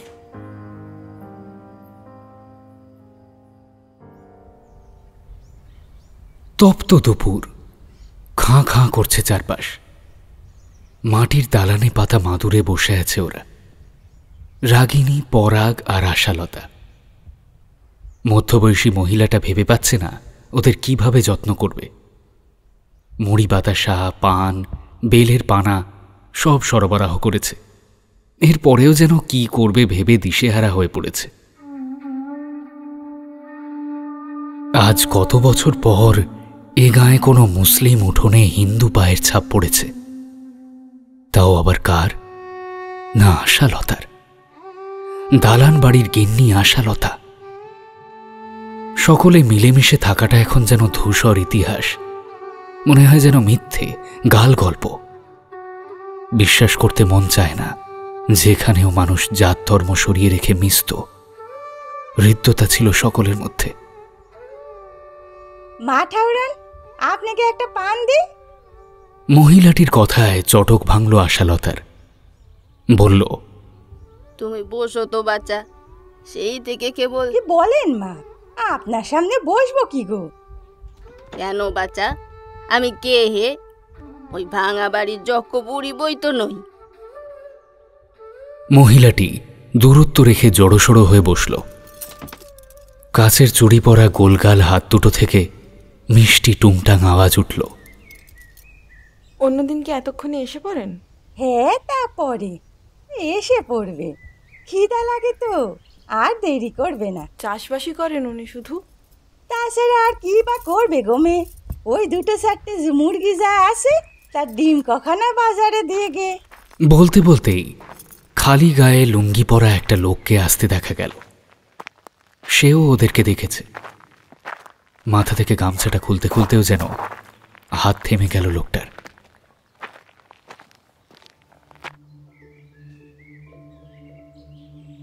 দেখেন মা, এই বিষয়ে আর কথা বলতেও ইচ্ছে যায় না।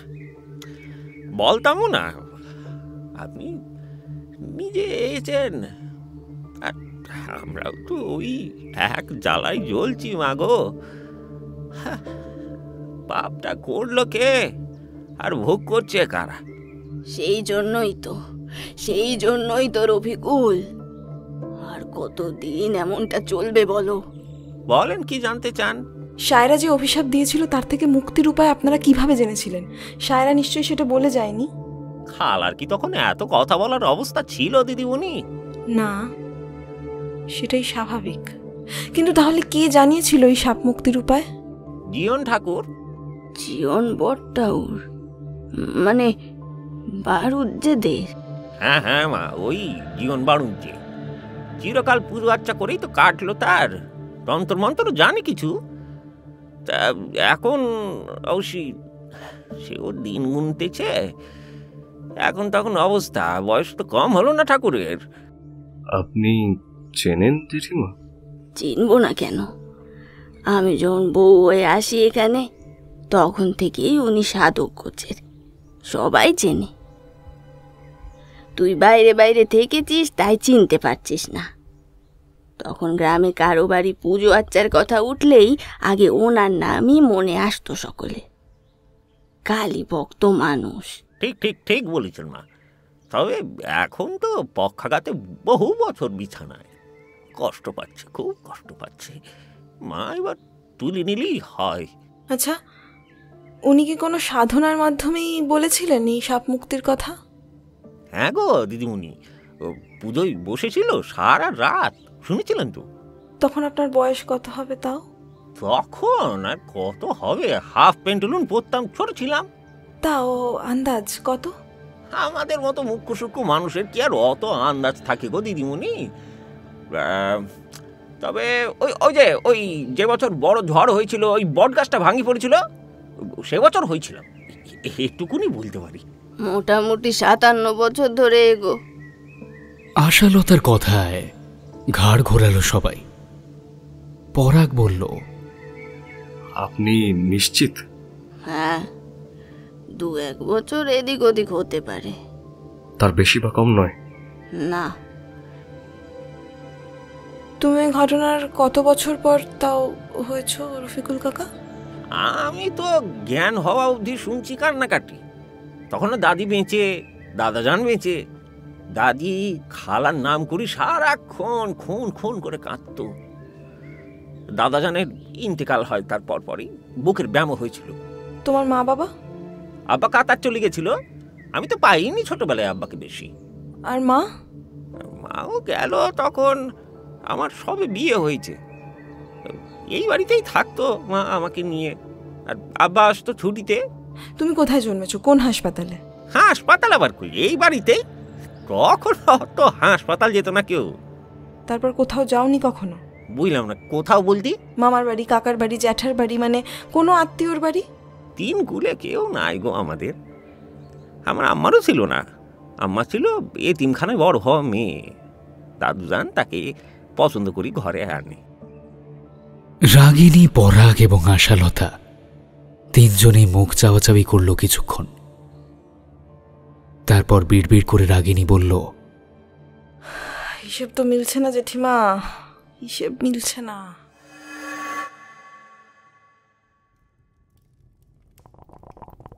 কুমোর পাড়ার বউটা, ওদিকে হারুন ঘোষের ভাইয়ের বউ, ওদিকে মোল্লা পাড়ার একজন। কিছু করো গো ঠাকুর, কিছু করো, এ তো সহ্য করা যাচ্ছে না। নিজের ঠাকুর ঘরে বসেছিল জীবন ঠাকুর, এক মনে হুঁকো টানছে, মুখে দুশ্চিন্তার ছাপ।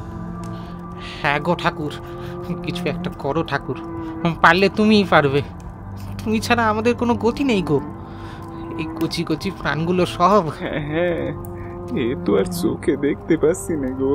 সমবেত জনতার চোখের জলে মিনতির সুরে ভরে উঠল জীবন ঠাকুরের ঘরখানা। সামনে রাখা মায়ের মূর্তির দিকে এক দৃষ্টে চেয়ে রইল সে।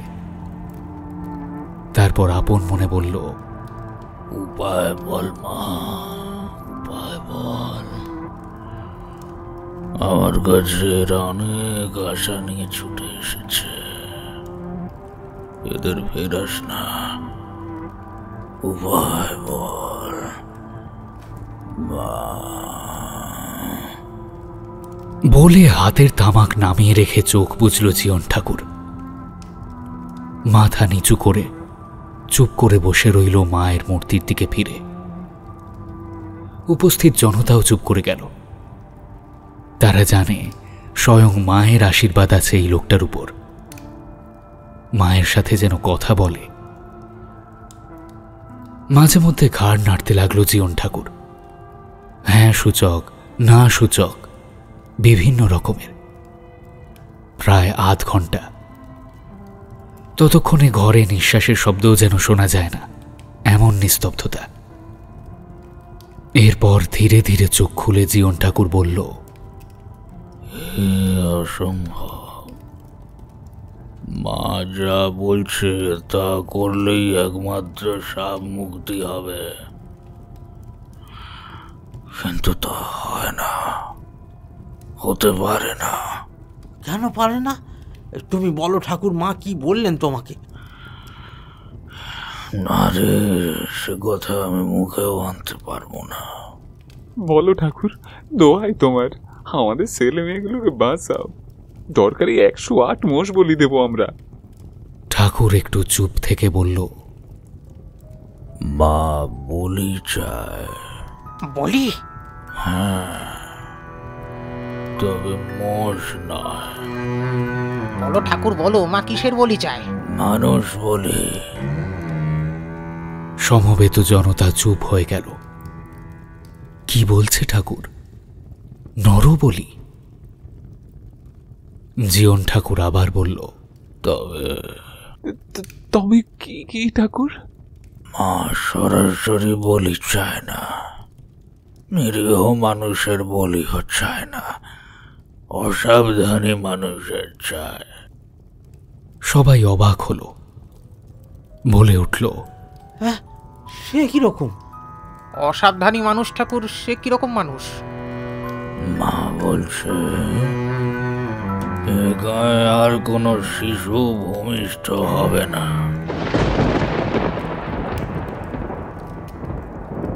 যদি হয়ও তবে 10 বছর গায়ের বাইরে থাকবে।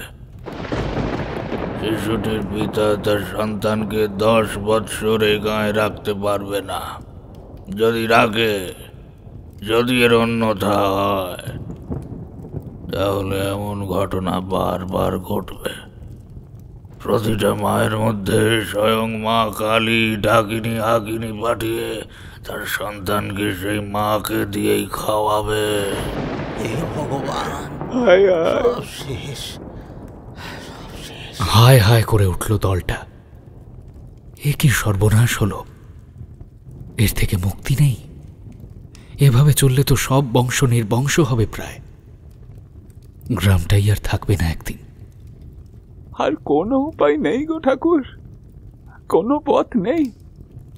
মায়ের কোলে বাচ্চা আসবে না। কজন 10 বছর বাড়ি ছেড়ে থাকবে? কজনের বা সামর্থ্য আছে? আমার জানা আর দ্বিতীয় কোনো পন্থা নেই। মা বলেনি। মা এত রুষ্ট হলেন কেন? তো নিষ্ঠুর। ওই গর্ভবতী মেয়ের অভিশাপ। ওর ওপর হওয়া অত্যাচারেই মা রুষ্ট। আজীবন এই অভিশাপ বয়ে বেড়াতে হবে সকলকে। মায়ের ইচ্ছের উপর আর কি বা বলার আছে? কি বা করতে পারি? মা তোমায় কৃপা করেছেন গো জীবন ঠাকুর, তোমায় কৃপা করেছেন। তোমার একটাই মেয়ে, তাকেও পার করে দিতে পেরেছ সময় থাকতে। নাতিকে নিয়ে এসে বাপের ঘরে নাই বা এলো, তুমি গিয়েই না হয়। সবই তোমার পুণ্যের ফল, সারা জীবন মায়ের পুজো করার ফল গো। আর আমরা সব পাপী পাপী মানুষ। দাঁড়া, একটা পথ মা বলেছে, সাপ মুক্তির পথ আছে। তো এতক্ষণ বলনি কেন ঠাকুর? কারণ সেটা আরো অসম্ভব। তবু বলো শুনি। যদি কোনো সদ্য মাতৃত্ব লাভ করা নারী তার সন্তানের বাবাকে হত্যা করতে পারে নিজের হাতে, তবে এই সাপ মুক্তি সম্ভব। সে কি? তবে হ্যাঁ, নিজের হাতে হত্যা আবশ্যক এবং তার সন্তান জন্মের কয়েকদিনের মধ্যে। আর কোনো উত্তর, প্রশ্ন, পাল্টা প্রশ্ন পাওয়া গেল না ভিড়টা থেকে। সবাই বোধহয় কথা বলতে ভুলে গেছে।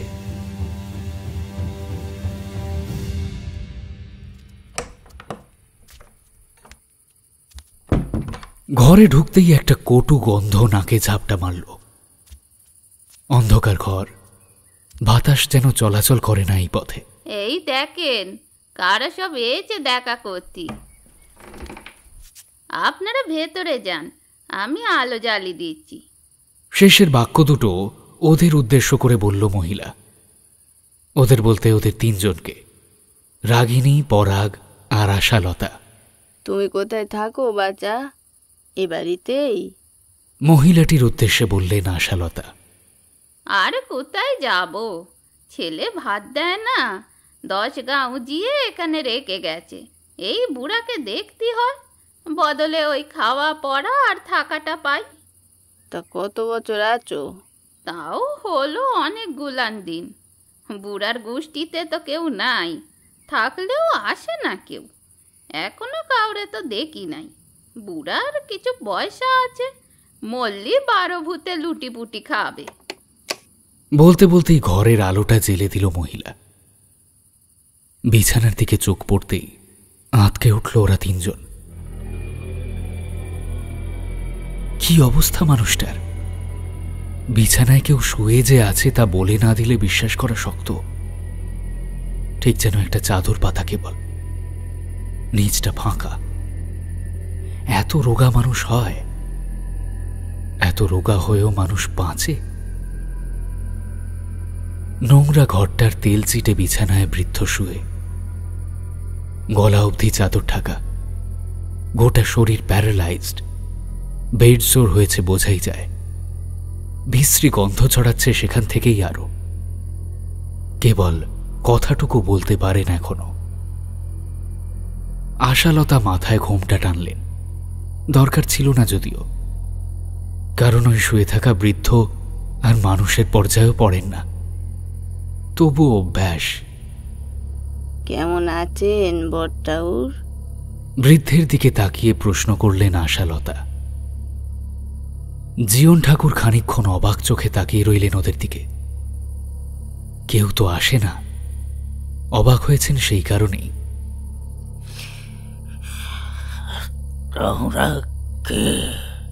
আমি দত্তদের বাড়ির বউ বড়ঠাউর, আর এ হলো রাগিনী, শহর থেকে এসছে। আরে পরাগ আমাদের গায়েরই ছেলে, ছোট থেকেই বাইরে বাইরে।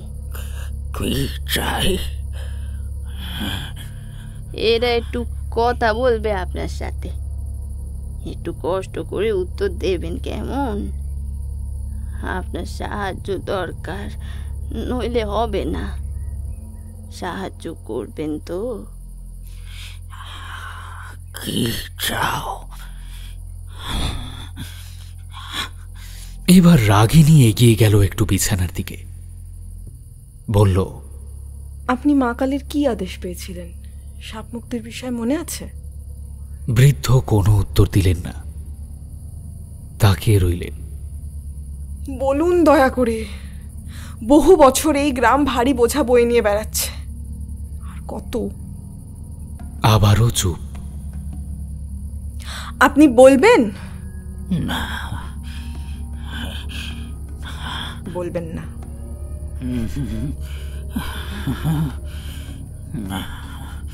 ঠিক আছে, আপাতত বলতে হবে না, আমিই বলি, শুনুন মন দিয়ে। শায়রা মারা যাওয়ার পর মাত্র 15 বছর বয়সে তার ভাইয়ের বিয়ে দিয়ে দেওয়া হয়। তারপর তার ছেলে হয়।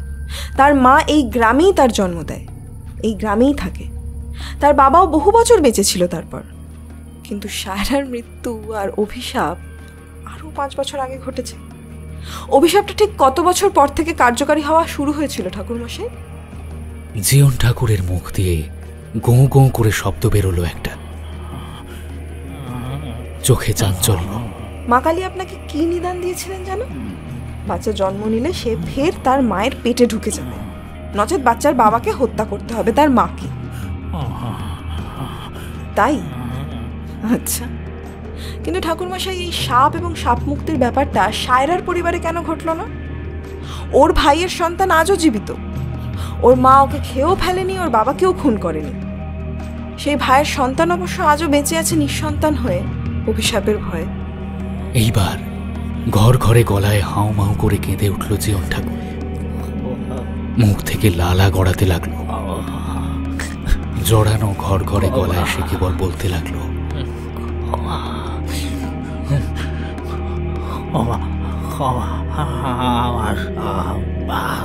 আশালতা অবাক হয়ে সব দেখছিলেন এতক্ষণ। এবার বললেন, মানে কি হচ্ছে এসব? কিছুই বুঝতে পারছি না আমি। কি বলছেন আপনি বড়টাও? আমি পাপি।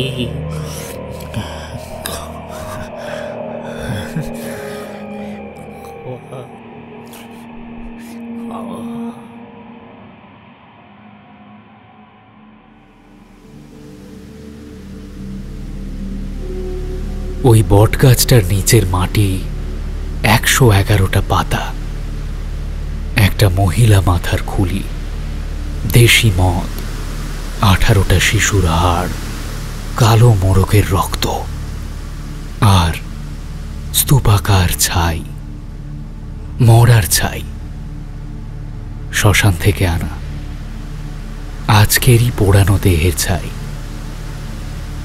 সেই ছাইয়ের ওপর 2 শিশি আলতা, একটা নরুন আর একটা লাল গামছা রাখা। অমাবস্যা আজ, একটা জোনাকিও নেই। ঝিঁঝি পোকাগুলো ডাকতে ভয় পাচ্ছে হয়তো। শ্মশানের প্রত্যন্ত প্রান্তে বসেছে জীবন ঠাকুর। রাত 2টোর মধ্যে কাজ শেষ করতে হবে। একটা জ্যান্ত টিকটিকি কাপড়ে বাঁধা ছিল, সেটা ছটফটাচ্ছে। ওই কাপড়ের ওপর দিয়ে একটু একটু করে সব সামগ্রী দিতে লাগলো এবং মন্ত্রোচ্চারণ করতে লাগলো ফিস ফিস করে। যত সময় যায় তত ছটফটানি বাড়ে ওঠার। সবশেষে একটা দেশলাই কাঠি জেলে ওই কাপড়ের টুকরোর উপর দিয়ে দিল জীবন ঠাকুর। স্থির, বেশ কিছুক্ষণ স্থির। তারপর চিন্তার ভাঁজ দেখা গেল তার কপালে। এ কি, সব বিফলে গেল নাকি? এত বছরের এত কৃচ্ছ সাধন সব চলে গেল। খড়খড় খড়খড় কাপড়ের পোঁটলাটা নড়ে উঠল। এবার হাসির রেখা দেখা দিল জীবন ঠাকুরের ঠোঁটে। হিস হিস, ঠিক ঠিক ঠিক। প্রবল বিক্রমে কাপড়ের পুঁটলি ছিঁড়ে বেরিয়ে এলো টিকটিকিটা। তারপর পাশে রাখা একটা খালি মদের শিশিতে ঢুকে পড়ল। সাথে সাথে শিশির মুখ আটকে অট্ট হাসিতে ফেটে পড়ল জীবন ঠাকুর।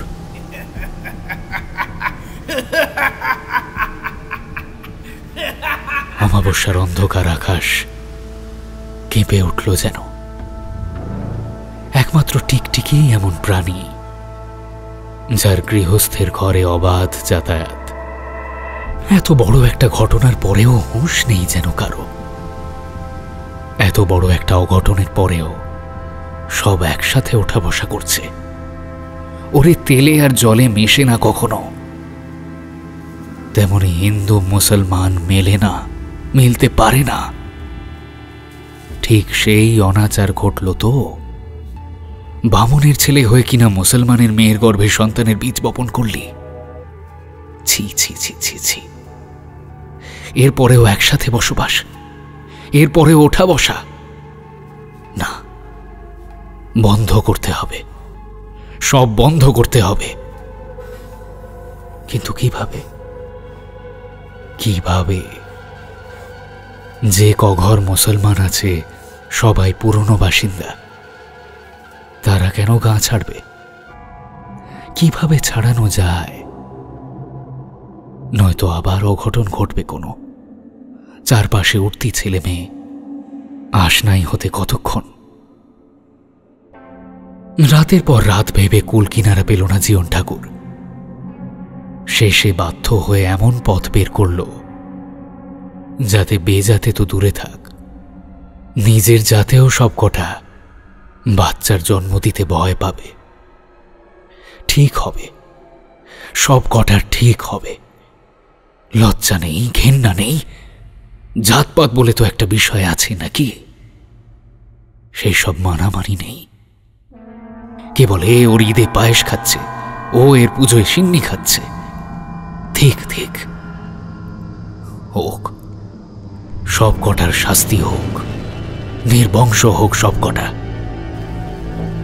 তার নিজের তো একটাই মেয়ে, পার করে দেবে খন তাকে। এরপর যতগুলো বাড়িতে বাচ্চার কান্নার আওয়াজ পাওয়া গেছে, ততগুলো বাড়িতেই মরা কান্না উঠেছে কদিন পরেই। কেউ খেয়াল করেনি বাচ্চা হওয়ার দিন থেকে সেই ঘরের দেওয়ালে একটা কালো টিকটিকি থাকতে শুরু করত। ওই টিকটিকি ছিল স্বয়ং ভয়ঙ্করী, যাকে নিজে তৈরি করেছিল জীবন ঠাকুর। অনেক বছর সাধনা করে শিখতে হয়েছে তাকে এসব, যে সাধনা জলে তো যায়নি, বরং হাতে নাতে ফল দিয়েছিল। বছর ঘুরতেই বেটারা এসে তারই দরজায় দাঁড়ালো, বাঁচাও ঠাকুর, বাঁচাও ঠাকুর বলতে বলতে।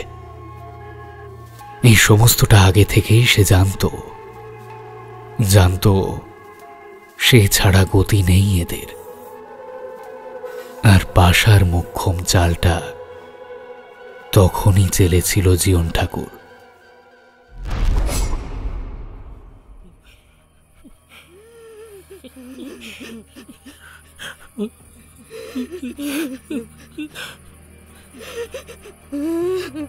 আকুল নয়নে কেঁদে ভাসাচ্ছে দুটো প্রাণী, এক আশালতা, দুই জীবন ঠাকুর। একজন সন্তান হারানোর পুরনো যন্ত্রণায়, প্রতারিত হওয়ার যন্ত্রণায়, অপরজন পাপ বোধের যন্ত্রণায়, শরীরের যন্ত্রণায়। আপনি আপনার পাপের ফল ভুগছেন, আরো ভুগবেন। আপনার মুক্তি এত সহজে হবে না। জাতপাত এত বড় হয়েছিল আপনার কাছে। সবটা স্বীকার করেছে লোকটা। কি ভয়াবহ নোংরা খেলা খেলেছে এতকাল, সব স্বীকার করেছে। লোকটার দিকে তাকাতেও ঘেন্না হচ্ছে রাগিনীর।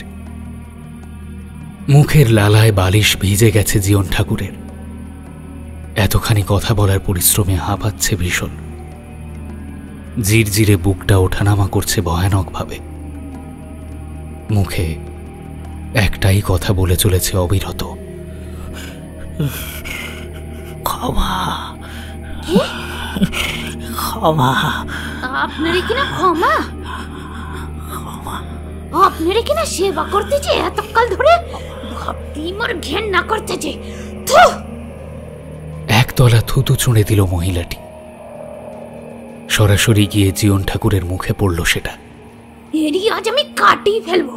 মহিলাটি প্রবল আক্রোশে তেড়ে গেল বিছানার দিকে। শুয়োরের বাচ্চা ঢ্যামনা বুড়া! তাকে তাড়াতাড়ি চেপে ধরে নিরস্ত করল পরাগ। কি করছেন? ছাড়ুন, ছেড়ে দিন, ছেড়ে দিন। এখানে একা একা। একটা বিষ দৃষ্টি হেনে ওরা বেরিয়ে আসছিল। হঠাৎ পেছন ঘুরে দাঁড়ালেন আশালতা। ঘুমটা খসে পড়েছে। আমার দুধের বাচ্চাকে তুই আমাকে দিয়েই মারিয়েছিলি, এত বড় সর্বনাশ করলি, আমার পুরো জীবনটা শেষ হয়ে গেল। তুই পার পাবি এত সহজে না? তোর পাপের কিছুই হয়নি এখনো। স্বর্গ নরক জানি না, আমি মুখ্য মেয়ে মানুষ, কিন্তু তোকে অভিশাপ দিলাম। তুই মরেও মরবি না, তুই যজ্ঞ হয়ে থাকবি এই গ্রামে, এই বাড়িতে। যতদিন এই গ্রাম আছে ততদিন তুই থাকবি, ততদিন থাকবি। আবার এক সাপ, আবার এক সন্তানহারা মায়ের সাপ। রাগিনী জানে না এটা কতখানি ফলবে।